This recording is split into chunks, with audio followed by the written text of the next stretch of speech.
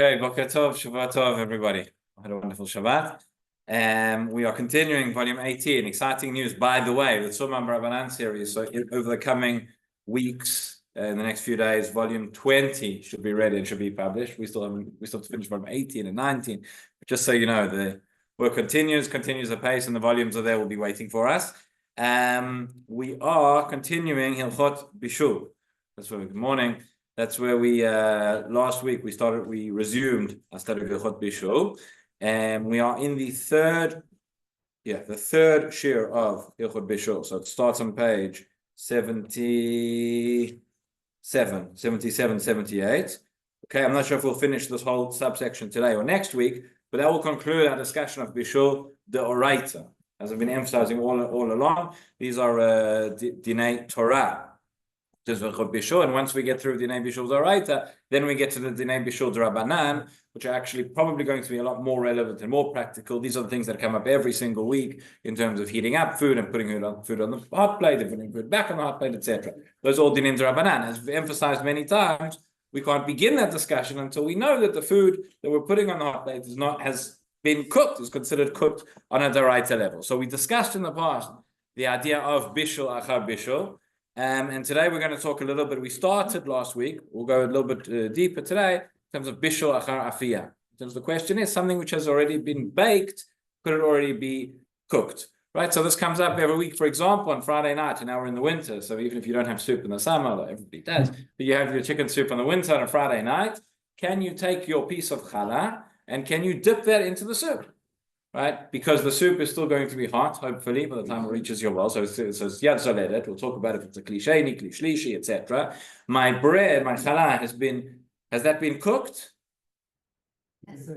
So it's been baked, right? So we said we don't say bishul achar bishul, but do we say bishul achar afiyah, food which has been baked, and now I'm dipping it in a soup that is cooking, in a sense. It's a different form of cooking. Am I allowed to do that or not? That's the question that's going to come up. What about croutons? Soup croutons, can I pour those into the soup, right? So that's a very, very practical question that emerges from this discussion. Now, there was a request that in these discussions, as you know, there are many, many sources, Gemara, Rishonim, many different opinions going this way and that way. There was a request if we can, at the end of each topic, just go back and clarify exactly what is the bottom line psak halacha. So we'll try and put an emphasis on that as well. But as we do that, let's dive a little bit deeper into the primary sources to understand. We mentioned this last week. We didn't see the Gemara inside. Let's see, page 77, source number 1.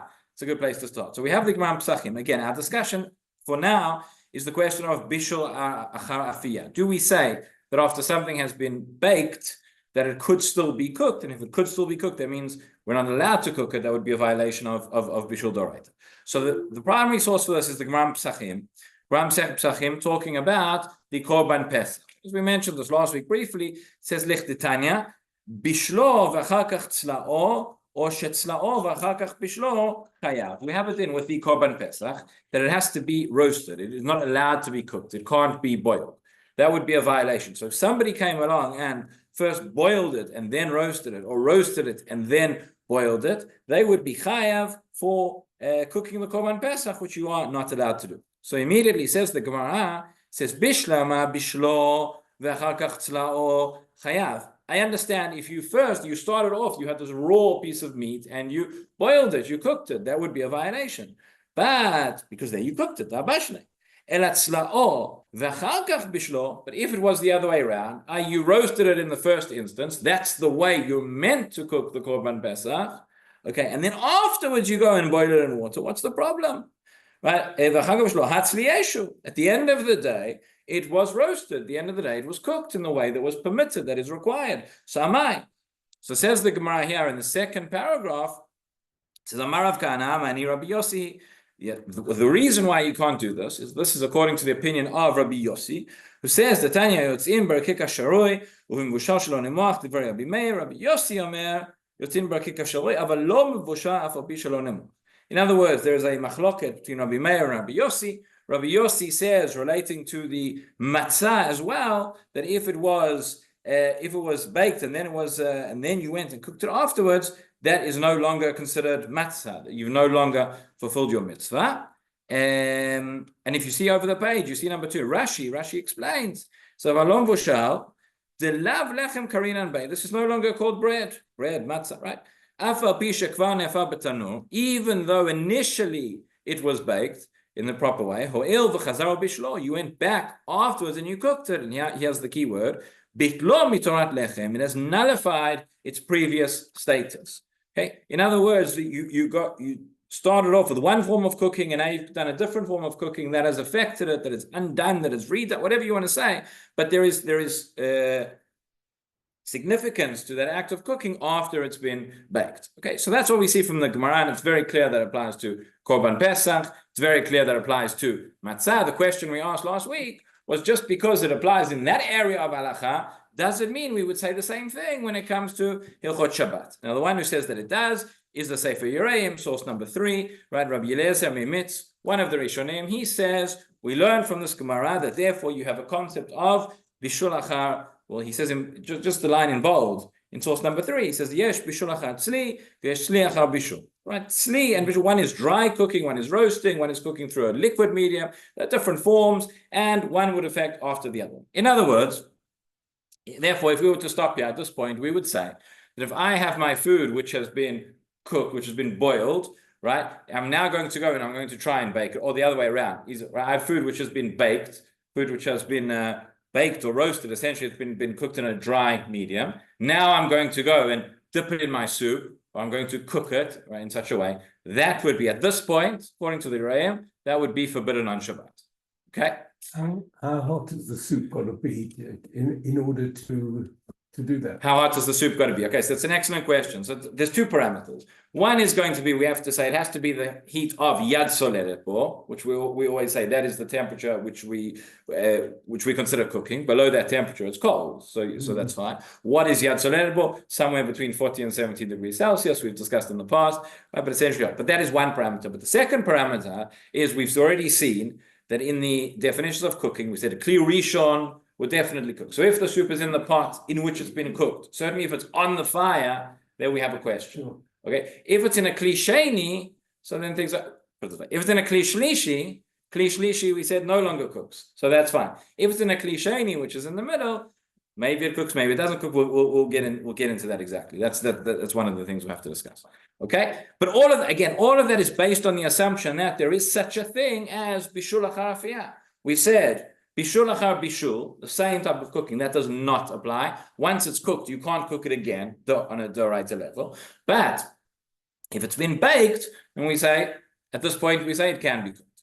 Another application of this would be, let's say you have a biscuit or a cookie, depending where you come from. It's the same thing. But and can you dip that into your tea? I'm not getting into, we've discussed how to make tea on Shabbat. Okay, you've made tea in a way that's you've got the tea. Can you dip that in? Would be the same thing. It's been baked and now I'm cooking it, so to speak. I'm placing it on hot water. Depends, as we've just said. If it's a Kli Sheni, Kli Shlishi, we'll get into that. Okay, but we are getting ahead of ourselves. So point number 1 is there such a thing as bishul achar afiyah? So we said, based on this Gemara related to the Korban Pesach, the Sefer Yereim says, yes, there is such a concept.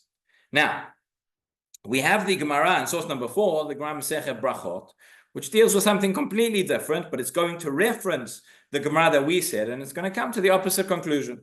The Gemara in source number 4 says like this: Rav Nachman, Mishum Rabbeinu Manu Shmuel, Shlakot, Mevachim Aleim Borei Pri Hadam. Okay, predictably, maybe unpredictably, the Gemara in Brachot deals with the halachot of brachot. Okay, what is the bracha that you say on a vegetable? Shlakot are cooked vegetables. So you'll all tell me, if you have a vegetable, the bracha you say on it is Borei Pri Adama. Right? That's what the Gemara says. Shlakot v'achin aleim Borei Pri Adama. And then says the Gemara a different opinion, a second opinion. In the name of Rabbi Yochanan Amar, Shlakot v'achin aleim shakol niya b'dvaro. So we say the bracha of shakol. Why would you say the bracha of shakol? So we know when you have a food, when it is cooked or processed or done in a certain way that it changes its form, right, it becomes a new food, so to speak, then the bracha would change. So, for example, fruit juice. Okay, let's leave aside grapes for the moment, but all fruit juice, apple juice, orange juice, etc. Apples and oranges, the bracha would be borei pri ha'etz. But when it's juice, then the bracha becomes shehakol. Okay. Incidentally, Ilchot Brachot is not our topic right now. But if you have, where this does come up, halacha l'maaseh, if I have a certain fruit or vegetable that is always eaten a certain way, certain fruits or certain things are only eaten raw, or certain things are only eaten cooked. Apples is a good example of something which you eat raw, you eat it cooked, can be whatever, so it still retains its bracha.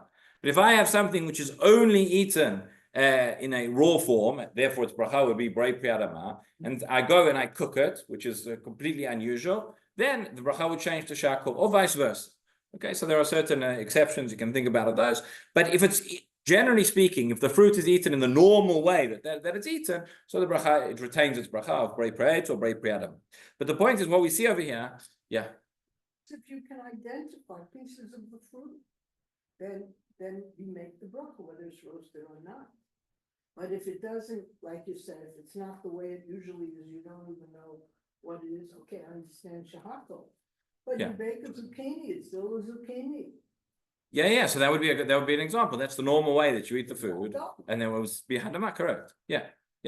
Again, I'm not getting into it. It depends on if it's cooked, if it's with other things that current afel. We've discussed hilchot brachot in the past. I'm not getting into all the intricacies right now. But what concerns us right now is this principle that if you take the vegetables and they're boiled, they're cooked. Right, our question is that cooking, is that changing, is that affecting the status of the food? So the way we're learning about it, before we said by the Korban Pesach, we're saying it via Hilchot Brachot, but we see there's this opinion that says when you cook it, you're changing the status of the food, and therefore the bracha changes to shakol. Now in the second paragraph, Rav Nachman says, Ani omer b'machloket shniya, this is a machloket, the Tanya, and this will sound familiar because we saw this in source number 1. Yotzin barakika shalom v'shal shelo nimuach. Divrei Rabbi Meir. Rabbi Yossi omer yotzin barakika shalom v'shal af al pi shelo nimuach. That's exactly the machloket we saw between Rabbi Meir and Rabbi Yossi regarding matzah, which has been baked and now it's cooked. Is it still considered the same, or does it change its status? Rabbi Yossi says it changes. Rabbi Meir says it doesn't. So says the Gemara at this point, that's the same machloket over there, the same machloket when it comes to brachot. And then in the next paragraph, the Gemara says no, v'loi. This is not a machloket. Actually, when it comes to boiled vegetables, right, everybody says you would say brei pri adama. Rabbi Yossi was talking about something very specific. Rabbi Yossi was talking about the din of Hilchot Matzah. Mishum d'ba'inan ta'am matzah v'leika. We have a special din when it comes to matzah that it has to have you have to have the taste of it. But even Rabbi Yossi, who says that when it comes to matzah, which starts off as baked, if I go and cook it, I'm taking away the taste of the matzah, therefore I won't fulfill the mitzvah. Therefore, put it in our terms. Rabbi Yossi by matzah says, yesh bishul acharafiyah. Okay? When it comes to Hilchot Brachot, says the Gemara, he would agree. He would agree with everybody else that we don't change the bracha. In other words, by Hilchot Brachot, he would say, ein bishul acharafiyah. In other words, can we extrapolate what Rabbi Yossi said, the way that the Sefer Yereim said, that Rabbi Yossi's din applies to Hilchot Shabbat as well, to say there is such a thing as Bishul HaCharafiyah?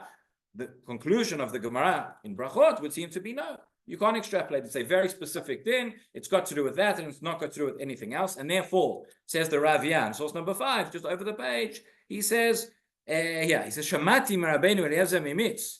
שם אין בישול אחר בישול בשבת, וכן אין אפייה אחר אפייה, אבל יש אפייה אחר בישול, ויש בישול אחר אפייה. Says the Rav Yah, I heard that Rabbi Eliezer Mimitz, the Sefer Yereim, holds that there is this concept of bishul achar afiya on Shabbat, and in the second paragraph says laf miltai. He doesn't know what he's talking about. There is no such thing. We saw our Gemara in Brachot. What is the Yereim based on? He's based on Rabbi Yossi's opinion in the Gram Psachim. We'll say for Yereim, Rabbi Eliezer Mimitz, with all due respect, go look at the Gemara Brachot. And you'll see there that it says that Rabbi Yossi holds differently. Okay, so that is the basic machloket. That is a machloket Rishonim, which we have the Sefer Yereim on one side, the Rav Yah on the other side, both very, very significant voices in the Rishonim. One says, Yesh bishul achar afiyah, and one says, Ein bishul achar afiyah. So based on that, based on our machloket Rishonim right now, if I ask the question, could I put even into a hot pot of boiling soup that's still on the fire, right? Theoretically. Could I take a piece of bread and put it inside? The bread's been baked. Okay. Am I now cooking it? Is there a violation in cooking it? According to the Yereim, that would be prohibited. According to the Rav Yah, that would be permitted. Okay? That is where we are. Before we get into Kli Rishon, Kli Sheni, Kli Shlishi, there's a basic question: is there such a thing as Bishul HaCharafiyah? Now, would make a difference if baked the challah was, as an example. Sometimes people bake challah and the very inside is really almost like raw dough. Would that make a difference? so long as we're saying, I think essentially, again, it's not like matzah on Pesach. So long as it's baked, and it may relate to the discussion that we saw previously about machal bin drusai and not, but generally speaking, we'd say so long as you consider it cooked. Yeah. It's not going down the rabbit hole. That's not just out of curiosity. Your question about between for right? Yeah. Does that correlate directly to the issue of whether or not it becomes stomachs or not? Like, as if he says it's people are willing to is that to say we're not going to say she's a law of I don't think so. I think that's a separate discussion. That's a separate discussion here. Okay. Now, where things start to get confusing, is in the Shulchan Aruch, because the Shulchan Aruch brings a number of different factors together, and he doesn't really specify which one we're talking about, as you'll see in a moment. But maybe before the Shulchan Aruch, I should just mention that in the Sefer Yereim, I don't know if we have it if we have it here in the book, but there are two different girsaot, there are two different manuscripts in terms of what the Sefer Yereim said, and this is where things start to get a little bit complicated.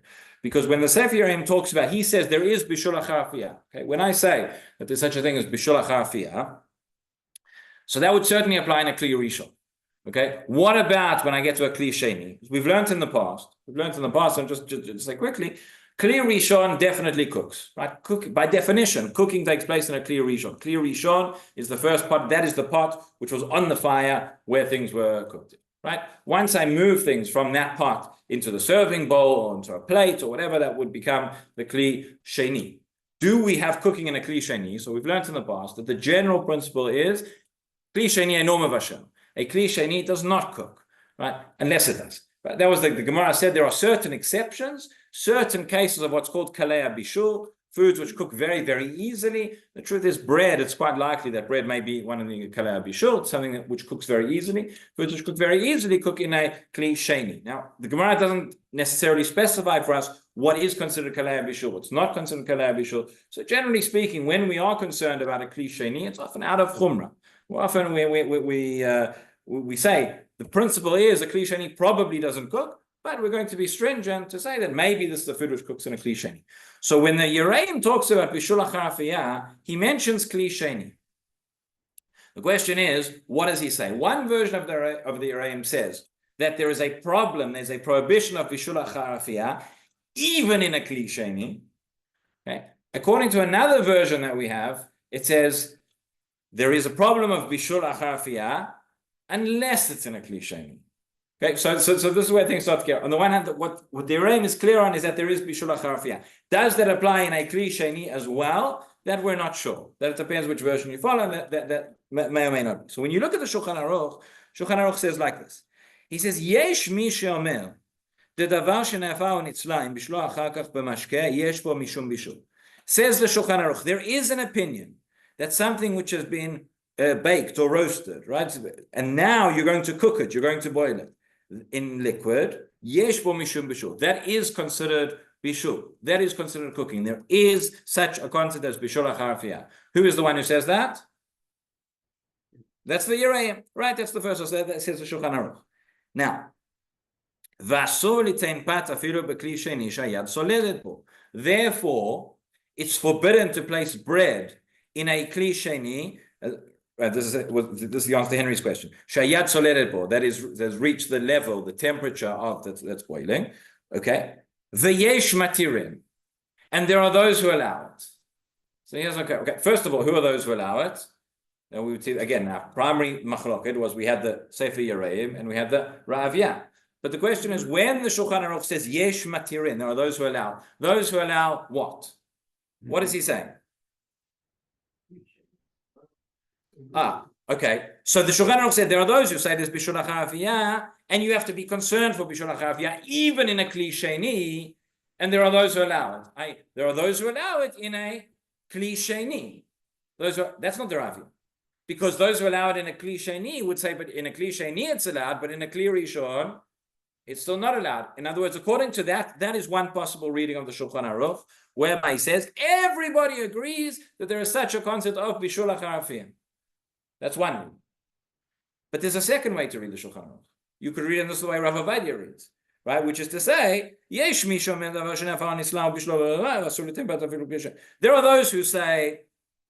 those who say there is a concept of bishul acharafiyah, open brackets, right? Even to the extent of kli sheni, close brackets. But there are yesh matirin. There are those who allow what? Those who say that there's no such thing as bishul acharafiyah. That's what the Raviyah said. Just as I say there's no bishul achar bishul, so too there's no bishul acharafiyah.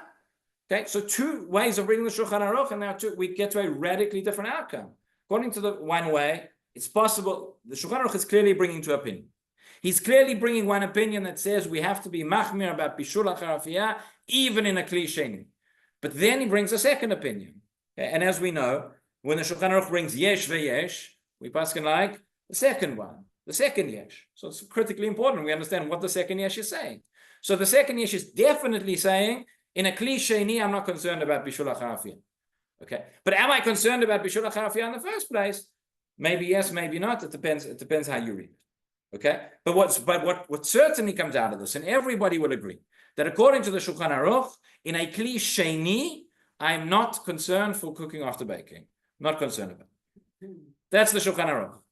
Now the Ramah, for the Ashkenazim amongst us, there might be a few in the shul, he says, Nagul is at top of page 81. Nagul is katchila shelo litin pat afilu bekli sheni kol zman shehayad soledet bo. Says the Ramah, we are machmer that even in a kli sheni, we're not going to place bread in the kli sheni, a boiling pot of soup. Let's assume that my bowl of soup is a kli sheni. We'll get to it because it's not clear that it is a kli sheni. But we are going to be machmer that not to put it there. Okay, so at this point, we see that the Ramah certainly paskins like the Sefer Yereim. The Shulchan Aruch, maybe not. It's not clear. The Shulchan Aruch is certainly maker when it comes to a kli sheni, and the Ramah is certainly machmir when it comes to a kli sheni in terms of bishul acharafiyah. Another question we have to ask ourselves at this point is this meikar adin or is this a chumrah? Okay? And again, with all these questions that we've seen in the previous shiurim, why do I ask that question? At the end of the day, the Ramah says the minhag is to be machmir. So what difference does it make if the minhag is to be machmir meikar adin or the minhag is to be machmir because it's a chumrah? The answer is it makes a tremendous difference, because when we have other factors and when we have other questions of doubt and they come together, as we'll see, will be precisely the case with my soup and my bread and the kli. Maybe it's a kli sheni, maybe it's a kli shlishi, right? In a few moments we'll talk about it. But if I'm dealing with the case of the soup and the bread, and if I say, I have one safek that maybe it's a kli sheni and maybe it's a kli shlishi, I'm not sure, right? If it's a kli sheni, it's going to be asur. If it's a kli shlishi, it's going to be mutar. And I'm not sure if it's a kli sheni or a kli shlishi. But if I say in the first place the question of bishul acharafiyah, that itself is a chumrah. So I have one chumrah about bishul acharafiyah, and I have another chumrah that it might not be a kli sheni. Then even to Ashkenazim, it's going to be mutar, as we'll see. Okay, so that's why, generally speaking, we accept, although the Yereim is an important posek and he's an important Rishon, but it's a single opinion, and we're probably being machmir by saying that there is bishul acharafiyah. So if that's the only question, we'd be machmir on it. But if we have other grounds for leniency that combine together, we have more room to be made. Okay. Now, before we get to the Ramah, before we get further to the practical halacha, the poskim do point out that the Shulchan Aruch somewhat seems to contradict himself.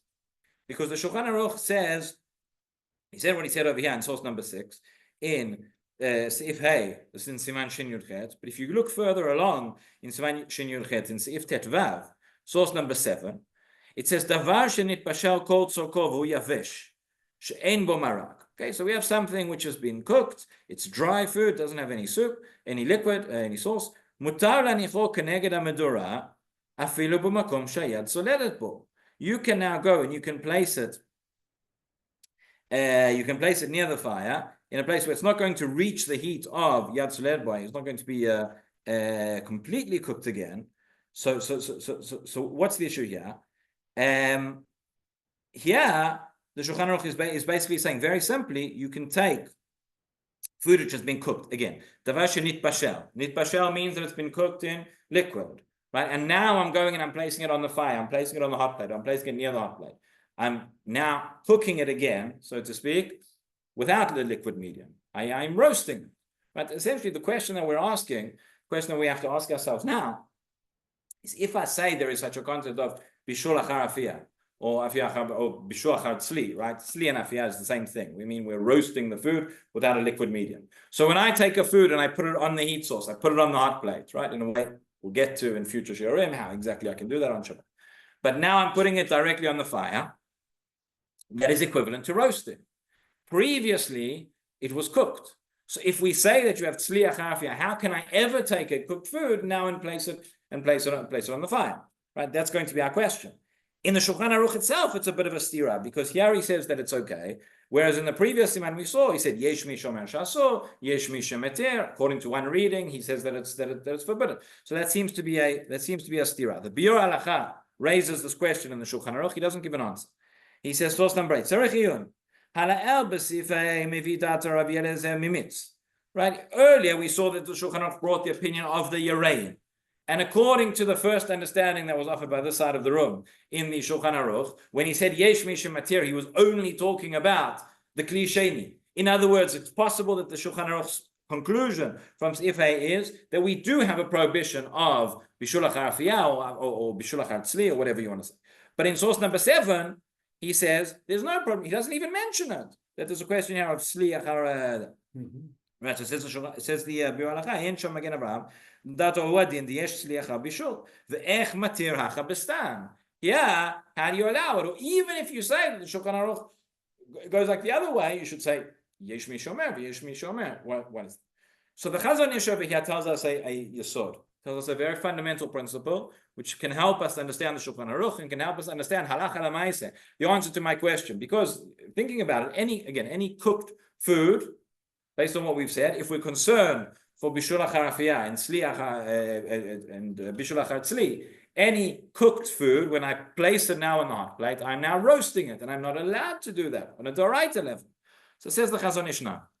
He says, what is tzli? What is roasting? Roasting is when you take the food, you put it in the oven, and right? When you take the food and you put it on the hot plate, or you put it near the hot plate just to warm it up, you're not cooking it again. You're not roasting it again. That's not called tzli, right? Source number 9, he says, Al kochach. You're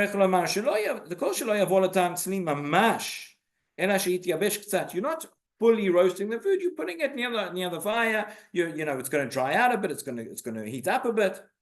That is not considered cooking it again, cooking after cooking.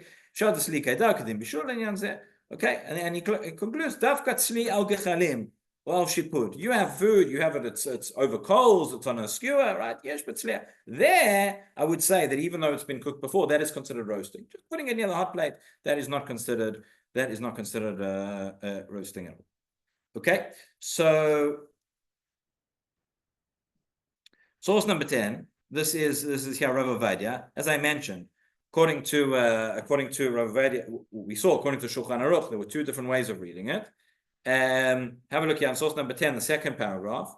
He says, "The fize gam b'sivei dat maran lakel lifsok dat Ravia v'Mordechi she'en bishul achar afiyah v'tzliya v'im ken gam kan nimshach l'shitato." In other words, he understands, Rav Ovadia Yosef, this is the way he paskins, that the Shulchan Aruch, when he says yesh mi shematir, he doesn't mean yesh mi shematir b'kli sheni. He means yesh mi shematir. There is no such thing as bishul achar afiyah. Okay, there are other Sfardi poskim who learn differently. I think Rav Ben Zion Abashaul over here in Or Letzion. I think of Ben Ish Chai, if I'm not mistaken. Other Sfardi poskim are a little bit more stringent. And again, it's all based on how we read the Yesh Mishim Matir, which is all based on how we understand in the Yereim what he actually said regarding Kli Sheni.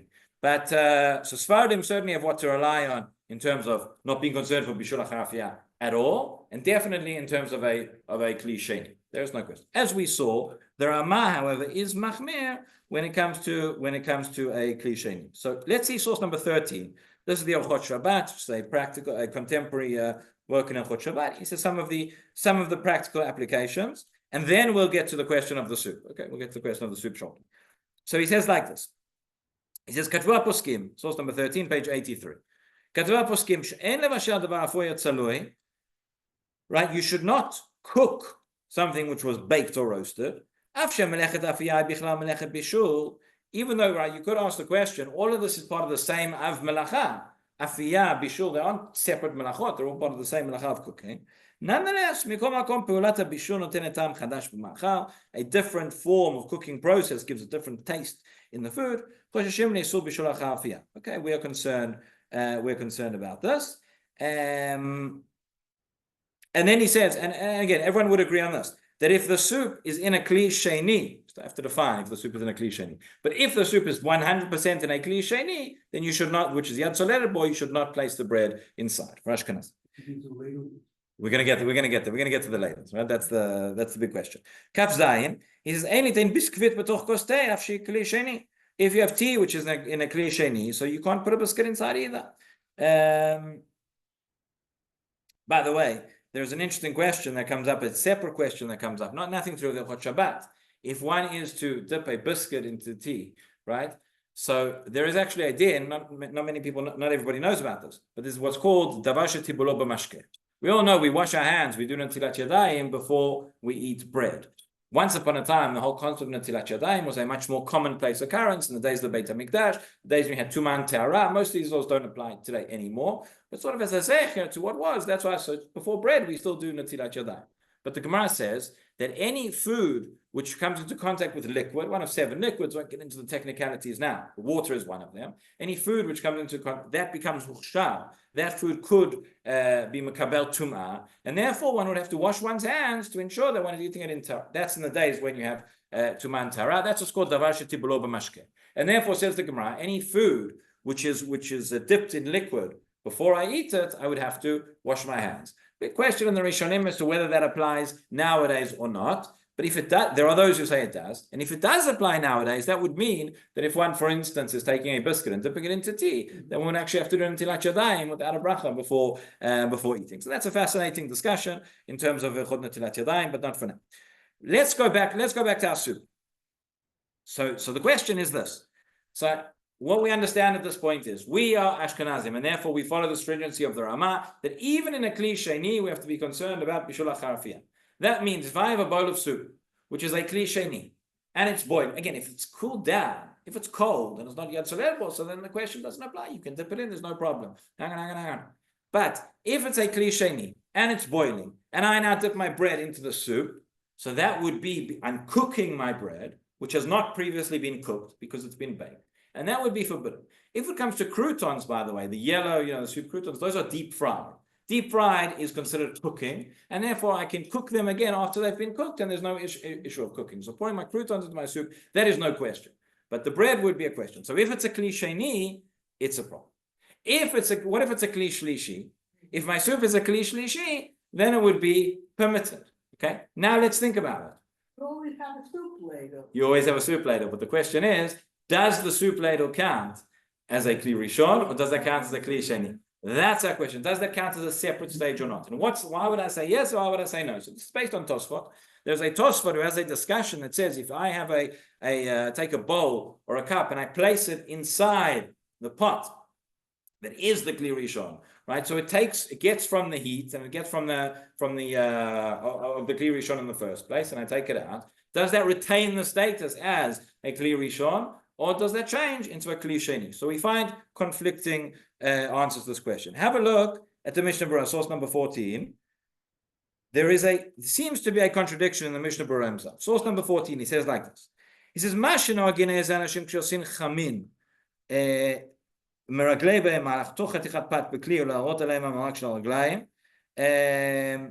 says, Lo yafeh mosim. Okay, so he's talking about what happens. You're making a certain type of stew, and you take slices of bread and you put them inside from a kli rishon. Okay, let's go a little bit further. Let's see where we get to our topic. He says 4 lines from the bottom. He says, "Ela imotzel itein pat yamtin ad shelo yayad soledet b'marak." Now involved. או שלכל הפחות ישאב בכף מן הקדרה כדי שתהיה הקערה כלי ראשון. In other words, it says you have a big pot of soup, of stew, or whatever it is. If I take a spoon, this is a cup, but it's a ladle, and I use that to remove from the pot, and then I pour it into a bowl, So then the bowl becomes kli shlishi. In other words, that's what we would have thought. The pot itself is the kli rishon. The ladle, which is the kli sheni, and then the bowl is the kli shlishi. Okay, but in source number 15, here the Mishnah Berurah says like this. He says kli sheni mikre ksheru min kli rishon shetichon chamin betocho letoch kli zeh. What is a kli sheni? As we've been discussing, if I'm making tea, for example, right, and I have my urn, which is my kli rishon, and I pour from the urn into a cup, and I've poured into that cup, and then that cup contains now the water. That's the kli sheni. That's going to cool down. I pour from the kli sheni into a second cup. That's a kli shlishi, right? In other words, each kli has got its own, is holding the food by in and of itself. There's time for it to cool down, for the walls to cool down, however you want to explain it. We discussed in the past. But if I take a ladle and I'm just using that to transfer from one to the other, who says that ladle is a separate kli in the first place? Maybe I'm just using that to transfer. If I take a spoon, would I call a spoon a kli sheni? No, I wouldn't call it a spoon, right? It would go from kli rishon to kli sheni. Let's say, if I take something, not soup for a moment, I take something from the pot, I take a spoon, and it goes from the pot onto my plate. I look at my plate as a kli sheni. So he says, yeah, with the ladle, it says kli sheni mikre ksheru min kli rishon sheticho achamin betocho letoch kli zeh. That's what kli sheni is. When I take from the first part and I pour now into the second part, that's the kli sheni.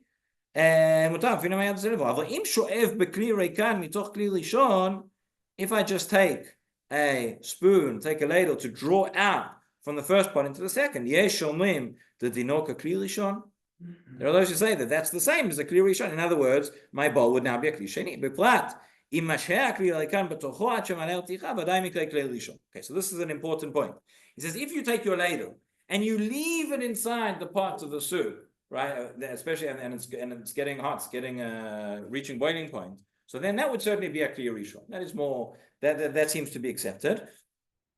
If I use the ladle and I leave the ladle outside, I leave it on the side, so then there's more of a question. So what I see is, according to the Mishnah Berurah, there seems to be a contradiction. In one place, it comes out that the ladle does count as a separate kli. In one place, it doesn't count as a separate kli. So where does this leave us? This leaves us with the following: that if my ladle counts as a separate kli, so then my bowl is a kli shlishi, and there's no problem putting bread in. But if the ladle does not count as a separate, certainly if the ladle stays inside the pot, right, then I view the pot and the ladle as one, that's the kli rishon, and I view my bowl as the kli sheni, then I would not be allowed to put the bread inside. Okay, so where does this leave us? Let's see the Shema Shabbat Kil Chata, source number 16.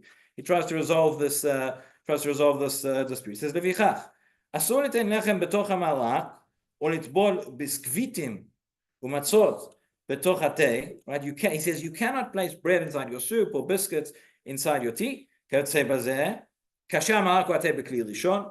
Certainly, if the soup or the tea is a kli rishon, as we've seen, even according to Sfarim, that might be a problem. That's the same line, it's been printed twice. And I can't place them in a kli sheni either.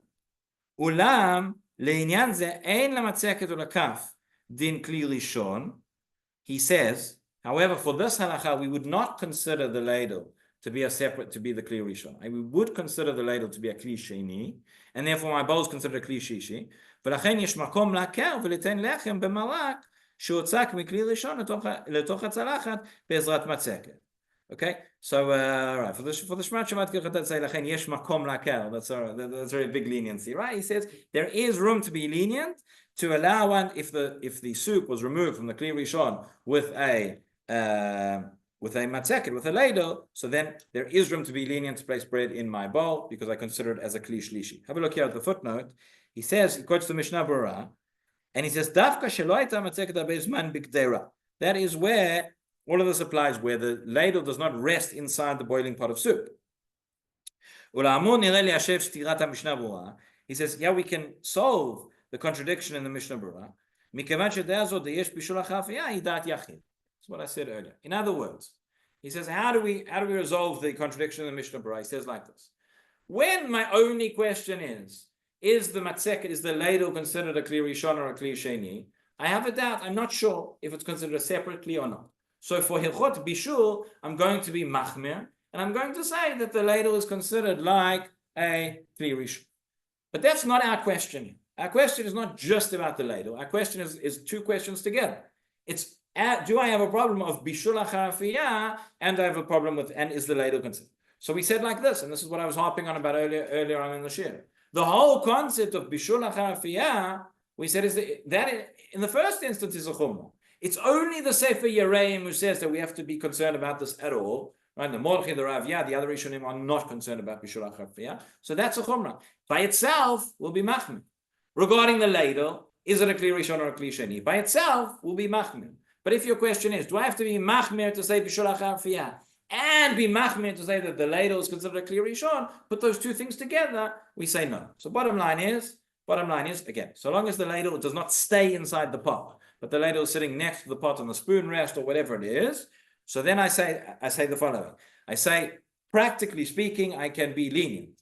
I can be lenient because bishul achar is a chumrah and the ladle is a chumrah. So practically speaking, I can say I consider it like a kli shlishi. Everybody agrees in a kli shlishi, even if there is bishul achar, it's not a problem. And therefore, I can take my bread and I can place it into the soup and the tafel. Okay, that's what comes out over there. The Orchot Shabbat as well, in source number 17, he says as well. He says, "Ein litain brusat chala or matzah b'toch marak cham." By the way, this would apply to matzah as well. I'm not getting into the question of shroya. That's something else. But assuming without those questions, but in terms of Ilchot Bishul, often by matzah, whatever, it's less of a question because when you have Yom Tov, which is not Shabbat, obviously none of this would apply. Yom Tov, which is not Shabbat, there's no prohibition of cooking. So I can cook even if it's a kli rishon, it doesn't matter. So he says here, right? If I have boiling soup in a kli sheni, I cannot place chala or matzah inside.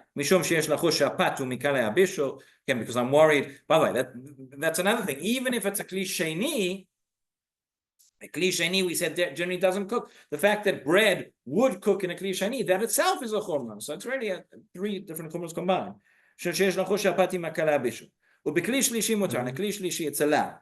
וכתב המשנה ברורה, אם יכניס מצקת לתוך הכלי ראשון, מצקת לתוך הצלחת, if I use the ladle, אפשר להקל לדון את הצלחת כלי שלישי, ולתת לתוך הבת. I can judge the bowl, therefore, as a כלי שלישי, and I can place the bread inside. לכן למעשה, last paragraph in source number 17, לכן למעשה בדרך כלל דין המרק המונח בתוך הקערה ככלי שלישי, generally speaking, I would view my bowl of soup on my table as a כלי שלישי, and therefore mutar litain b'tocho chatichot pat u'matzah, and I can place bread, I can place matzah inside, v'chen chavitiyot, and I can place blintzes inside if I want as well. And as we said, shkidei marak, the ones that are deep fried, certainly those you can put inside as well, because that's baked after baked, no question. One other point here, which the Mishnah Berurah makes, which is, as we've seen this is a great machloket.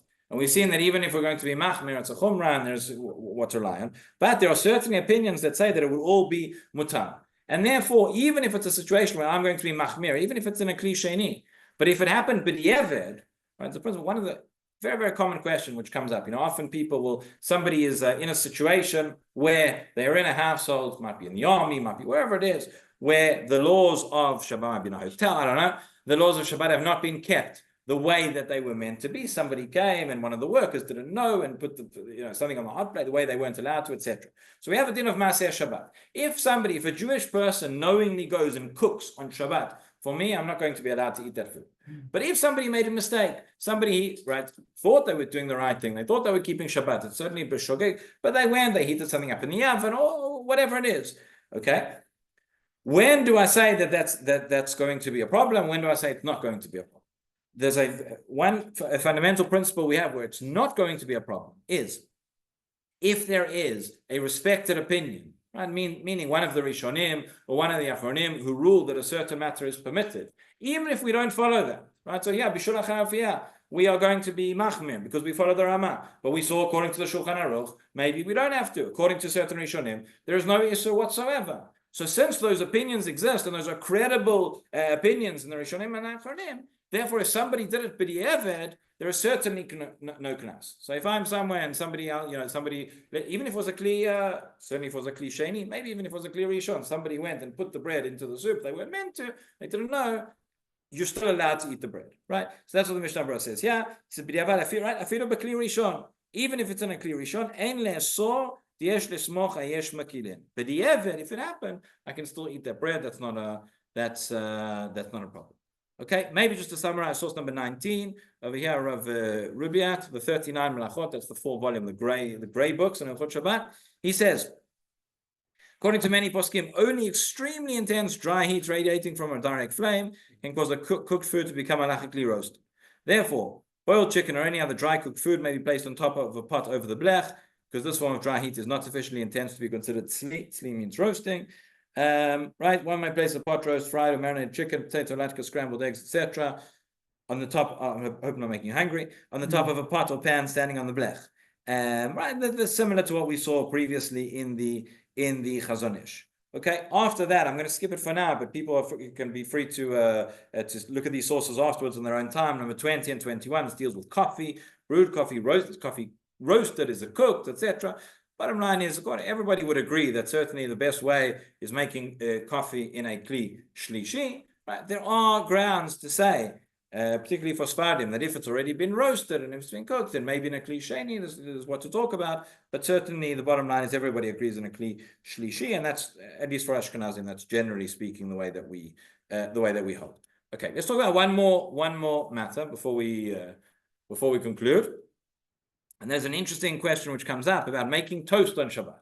Okay, so we obviously are not talking about using a toaster and putting the bread in and putting it down. That you cannot do. But how would you make toast on Shabbat? If you were to take a loaf of bread or a challah or whatever it is, and you place it on the hot plate. Okay, again, we will get to the laws of when I can place on the hot plate and directly or not directly. Or we'll get there because that's all dinim rabanan. But do I need to be concerned? In the same way that I have concern about roasting after cooking, etc., what would be the issue over here? So Magen Avraham in source number 22, we're on page 88 now. He says, there is no roasting after roasting. There's no baking after baking either. It's something which is roasted or baked. I can put it back on the fire. There's no problem. So based on that, I have machala, which has been cooked. Sorry, it hasn't been cooked. It's been baked, right? Which means direct heat, and I put it on the hot plate, which is also direct heat. Okay, notwithstanding the Chazon Ish that we've already seen and what we just saw, but he says that would be no problem. However, the Shalom Meshiv says if I'm going to leave my bread on the hot plate for a long time, it's going to become toast. In other words, I'm taking something which is soft and I'm making it hard. If you look in the Rambam and you look at how the Rambam defines the Malacha of Bishul. Okay, that's exactly what he says. He says when you take something via heat, you take a soft object and you make it hard, or a hard object and make it soft. That is the definition of cooking. So I think so. He goes over here. That's not just making sense though. You put bread into cold water and it becomes. But it's not through heat. Again, part of the condition for cooking is that it's via the medium of heat. So have a look at what the Shalom Meshiv says. Shalom Meshiv, Rav Yosef Shol Natsanson, source number 23. He says, Nish'alti ma'arav Moreinu Rav Yisachar, Nero Yair, Misoka, Shra'a b'sefer echad michachmei Sfarad, she'oser la'asot penitzin b'Shabbat. Penitzin or tznimin. He says he saw in a book of a Sephardi sage who says you may not make toast on Shabbat. Dahainu, she'ikach lechem shnafa, you take bread which has been baked, you place it on top of the oven, and it's now all going to become hard. Until it becomes penitzin, becomes toast. Okay, and vice versa. And then he quotes them again, Abraham. So then he says like this, the second paragraph. He says, Ani amarti, says Shalom Meshiv, Ani amarti b'leishita hashkafa sheyesh le'asor. To the first glance, I said that it should be asur. And sometimes we have a sense that that's what we say. At first glance, everything is asur. There is, by the way, there's a fascinating philosophical debate when it comes to, and you see this in some of the poskim and discuss, do we say that everything is mutar unless we know that it's asur? Or do we know that everything's asur unless we know that it's mutar? Okay, I won't get into that, but you can think about that. But so he says here, at first glance, I thought this should be forbidden. Why? Because look at what the Rambam says in Perek Tet of Hilchot Shabbat. He gives us a definition. Klalo shel davar. This is quoting the Rambam now. Klalo shel davar kol she'ipa guf kasher or she'iksha guf rach asur. Right? Anytime you go and you soften something hard or you harden something soft, again by the medium of heat, that is going to be forbidden. V'raya penitzin kashim kol she'mapam b'malak alizim apek guf kasher. ושאני יבש, אינו קשה כל כך, אבל כאן שהרבה גוף קשה, אפשר לעשות. Right, you see, he goes back and forth. He's not quite sure. He says, "Tzarech iyur." He says, "We leave it open for investigation." Now, other poskim are much more lenient, and they say, "Look, at the end of the day, go look in the Rambam. What was the Rambam talking about? It's true, he gave that definition, but he was talking about met. The Rambam over there is coming to teach you that the melacha of bishul does not only apply to food; it applies to other objects as well. If I take metal and I melt it or whatever it is, then that is performing the same action that is cooking. But when it comes to food, so by food, and by the way, if you're interested, there is at the end of this section, there's actually an essay. If you have a look on page 112, this is one of the participants of Manigut Toranit, from Eretz Chemda. As you know, there are these essays at the end of every shir in the Sumam Rabbanan. Here you have a whole investigation and discussion here about the Rambam's definition of Menechet Bishul. He goes into all these questions. When it comes to food, so food, the definition of cooking something is not necessarily making hard, soft, or soft, hard. It's taking raw food and making it cooked. Right? And here, it's cooked food that you're cooking more, or it's baked food that you're baking more, so therefore it wouldn't apply. So the Ben Ish Chai, for example, in Rav Pa'alim, that is the shut of the Ben Ish Chai, he says, right, he quotes the tshuva of the Shalom Meshiv, and he says again, as is the minhag, right? He doesn't know what he's talking about. He says, says, right, with all due respect, whenever they write in the Shutim, with all due respect, I think you don't know what you're talking about. He says, like Menachem, he says, I don't understand. You're going to take, we just said, by the way, we just spent the whole first part of the shir saying that if you're going to take the bread and you're going to put it in the soup, and it's going to become soft. That's obvious that's allowed. Nobody has an issue over there. I don't even need to answer that question. But this has nothing to do with what the Rambam's talking about in Shabbat. Why? First of all, he's talking about a todah, a derivative of cooking, right? But yeah, you've actually cooked it. It's been baked.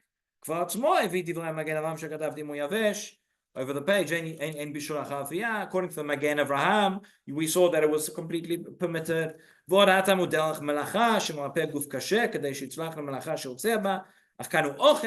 it's talking about the material, and here it's talking about food, and the way of eating is like this.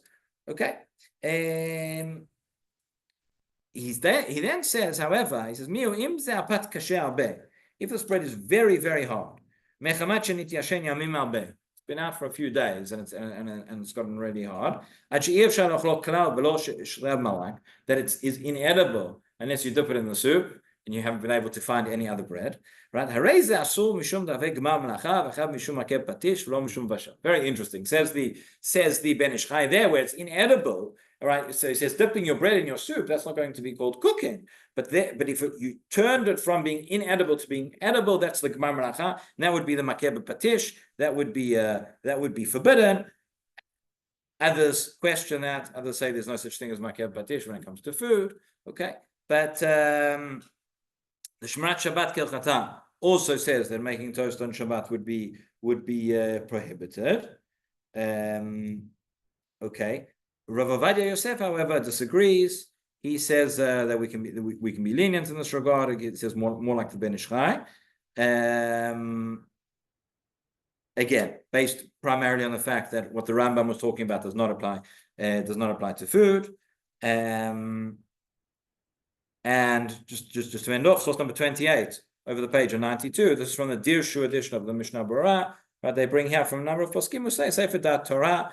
משמע שמותר לעשות צנימים בשבת, וכן דעת הגאון רבי ניסים קרלץ, ואף הגאון רבי שלמה זלמן אוירבך כתב שכן מסתבר. So Shlomo Zalman Auerbach of Karelitz also said that it would be permitted. Certainly, if one has challah, you just put it on the hot plate, not to make toast, but just to make it a little bit hot and warm and fresh. That is permitted. That's according to everybody. Separate question. Can I now take my chalot and place them directly on the hot plate, or do I need to put them with the separation, etc.? That all comes from a different question. That's not a question of cooking d'oraita. That's a question of the rabanan. The rabanan, do I say that it's michzik and mashal, that it looks like cooking, right? And that's something that we'll get on to, maybe not next week, but probably the week after when we get into, we'll continue. We just have a few other things to talk about in terms of Bishul Doraita, and then we'll get on to all the questions of Bishul Rabanan, Rat Shehiyah, Chazara, Atmana, etc. So that's what you all have to look forward to. Have a wonderful day, wonderful week, everybody. Thank Let you. me ask you on Kli Shlishi.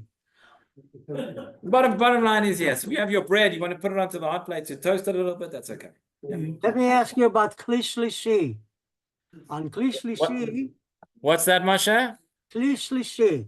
Many Kli times, shlishi. yeah, you have soups that you have ladled out into another Kli, which is Kli Sheni, and then from there you go to Kli Shlishi. Now, what happens if you put in pine nuts and all kinds of things that kids like to put into a soup, which is really already mevusha, basically, it's not being cooked. I would So think. we said if it's kli shlishi, a kli shlishi, there's no cooking. So therefore, there's really no problem on anything in God's If it's a kli shlishi. Yeah, If yeah. you're talking about taking raw food and putting it in, so the case of the ladle, so then we have to be machmir, then we have to say that it's like a kli sheni. But if Right. it's definitely a kli shlishi, then it's okay. Okay.